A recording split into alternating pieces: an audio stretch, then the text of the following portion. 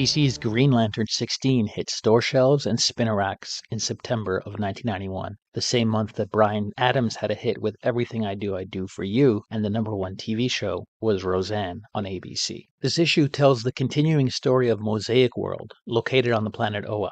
Mosaic World is a patchwork of other civilizations in the galaxy, forced to live together when the last remaining guardian on Oa goes mad from loneliness. John Stewart, custodian of Mosaic World, is forced to take drastic measures when distrust turns to violence among the different civilizations. The story concludes in Green Lantern number 17. The story is written by Gerard Jones, who had previously worked for National Lampoon and the fan-run Comics Feature. DC was his first role in the comics industry. He would go on to work for Marvel, Dark Horse, Viz Media, and Malibu Comics, among other publishers. Mark Bright was the artist who also did the cover for this issue. Bright is best known for penciling the Marvel Comics Iron Man story Armor Wars. He typically worked on Solo Avengers, G.I. Joe, and Action Comics. Although Bright inked some of his covers, most of his interior comics artwork, including this issue, was created in collaboration with inker Romeo Tanghal. Tanghal is a Filipino comic artist who has worked primarily as an inker. He became well known in the industry in the 1980s for his work on the new Teen Titans. A self-taught artist, he started doing comic illustrations after graduating high school. Tanghal began working for DC and Marvel Comics in 1986. He inked the comic adaptations of such films as Labyrinth, Elvira, Mistress of the Dark, and Willow. This issue was colored by Anthony Tollin, a prominent colorist and production artist for DC. Albert de Guzman was the letterer. De Guzman studied at the University of Santo Tomas and has a bachelor's degree in fine arts. Andrew Helfer and Kevin Dooley are credited as editors of this issue. Helfer joined DC Comics in 1981. He became editor for the Justice League of America title and oversaw the title's revamp into Justice League International in 1987. Helfer wrote for the Superboy television series from 1988 to 1990. Kevin Dooley, meanwhile, served as an assistant editor to Andy Helfer before taking over many of the titles following Helfer's promotion. Dooley edited the various Green Lantern comic books and Aquaman. Dooley would go on to oversee the Emerald Twilight storyline, which marked a major shift in Green Lantern, specifically Hal Jordan Green Lantern, a long-standing marquee character of DC Comics. He was replaced by a younger character, Kyle Rayner. Beyond Green Lantern, Dooley also oversaw the Aquaman series, wherein Aquaman had his left hand chewed off by a piranha to be replaced by a hook. Executive editor Dick Giordano rounds out the team. DC Comics Vice President Irwin Doenfeld hired Giordano as an editor in 1968. By 1971, he was frustrated by what he felt was the lack of editorial opportunities. Giordano then left DC to partner with fellow artist Neil Adams for their Continuity Associate Studios, which serves as an art packager for comic book publishers. But in 1980, DC publisher Jeanette Kahn brought Giordano back to DC as an editor of the Batman titles. Eventually, Giordano was named the company's new managing editor in 1981 and promoted to vice president executive editor in 1983, a position he held until 1993. This issue features two primary races, humans and Xudarians. Xudarians are humanoid, but with scaly pronounced beak and head fin. Tomar Ray was the first Green Lantern from that world. Years later, Hal Jordan met Tomar too, Tomar Ray's son. At Hal's invitation, Tomar became the second Xudarian Green Lantern. This 4-part series prompted DC to generate a spin-off Green Lantern series called Green Lantern Mosaic, starring John Stewart. The series began in June of 1992 and ended in November of 1993, lasting only 18 issues. It was written by Gerard Jones and primarily drawn by Cully Hamner. Crystal-based entity and Green Lantern Chaselron has a small part in this issue. A Green Lantern of Sector 1416, Chaselron first appeared in Green Lantern number 9 in 1961. He's a silicon-based crystalline being with 13 senses from Barrio 3. Chaselron was one of the many lanterns that were apparently killed when a maddened Hal Jordan attacks and destroys Oa. He is later smashed to bits by several Black Lanterns. His remains are then immolated when Kyle Rayner ignites his dislodged internal power battery to deal a suicide attack to the assembled Black Lanterns. Man, this lantern stuff is wild. Also seen, although briefly, is the Green Lantern of Sector 904, Brick. Brick comes from the planet Dryad, and like her sector partner, is composed entirely of organic rock. Originally recruited by Hal Jordan, Brick was one of the hundreds of veteran lanterns to return to active service upon the restoration of the Green Lantern Corps.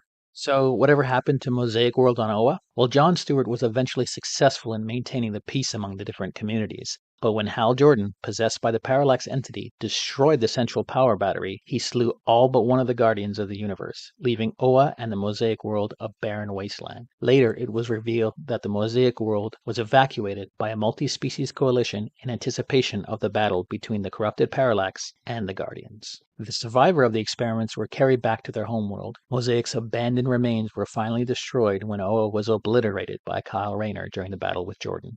I'll admit I'm not always a big fan of Mark Bright's work. He tends to leave his panels open and lacking background and atmosphere, but he does open this issue with a bang. There are some questionable skin tone choices in this issue which confused me at first. I thought they were purple aliens. Back to Bright's work, I really dug the Xudarian speeders flying across Oa. It's a great look. There are a lot of exposition boxes in this issue. Not too sure if it was always meant to represent the omnipresent narrator or John's own internal thoughts. They seem like both at times. The beings from Barrio 3 are poorly drawn. They are an unforgiving design, I'll admit, but I really hated their look in this issue. In 1991, sales from all comics were in the range of 300 to 350 million, with DC owning a 27% share of all comics and comic revenue. This equated to about $78 to $91 million, or roughly $180 to $210 million today. The 90s comic bubble was growing exceptionally by 1991, and with easy terms from the many competing distributors led to a ballooning number of comic shops, which in turn resulted in enormous orders. Other publishers were also coming onto the scene at this time. Voyager would become Valiant, and Malibu Comics was growing. At this point in time, Marvel and the X-Men were dominating the market, leaving DC a distant second. However, some DC prints were performing relatively well, particularly Robin 2, The Joker's Wild Issue 1, which was one of the top-selling comics of that year. Just 2 years earlier, Warner Communications merged with Time Inc., making DC Comics a subsidiary of Time Warner. Thanks to the 90s boom and several storylines which gained attention from the mainstream media, DC's extended storylines in which Superman was killed, Batman was crippled, and superhero Green Lantern turned into the supervillain Parallax resulted in dramatically increased sales for DC. However, sales were not destined to last as the bubble finally burst in 1993. At the same time, DC's Piranha Press and other imprints like Vertigo and Helix were introduced to allow for specialized marketing of individual product lines. They increased the use of non-traditional contractual arrangements, including the dramatic use of creator-owned projects, leading to a significant increase in critically acclaimed work and the licensing of material from other companies. DC also increased publication of bookstore-friendly formats, including trade paperback collections of individual serial comics, as well as original graphic novels. Additionally, throughout the 90s, DC characters were mainstays on television. The visually striking Batman the Animated Series featured superb writing by Paul Dini and won an Emmy for Outstanding Animated Program. Live-action Superboy and The Flash were on TV screens in 1991, as well as the animated Swamp Thing. Advertising in this issue ranges from snack foods to video games, sports cars, and other DC imprints like Impact Comics' The Fly. No, not that one. Mars was advertising Three Musketeers with a heavily inspired storyline from Indiana Jones. Three Musketeers Adventures were a series of ads featuring fearless jungle explorers. TSR was promoting Dungeons & Dragons game complete with rulebook, maps, die, and more. There are 2 Nintendo video game ads. The first is Bill and Ted's Excellent Video Game Adventure. The other was a game based on the Lone Ranger. Fleer was marketing their football cards. This ad featured the cards of Howie Long, Warren Moon, and Dan Marino, among others. Here's something I was not expecting. There's an ad for the Steven Seagal fan club that promises you a membership card, a t-shirt, the official Steven Seagal biography, a worldwide martial arts product line catalog, plus a full color poster, all for $24.95, or about $60 today. I really love the old throwback ads that they still had in comics in the early 90s.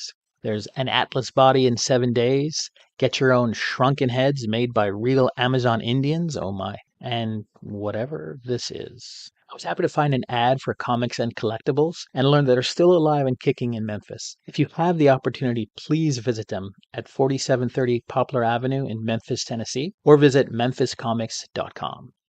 Thanks for checking out this video. If you want to see more, please hit like and subscribe. If you have suggestions for comics you want me to deep dive into, please leave a comment below. Please help and support real artists. AI is great for a lot of things, but not for creating art and replacing artists. Thank you.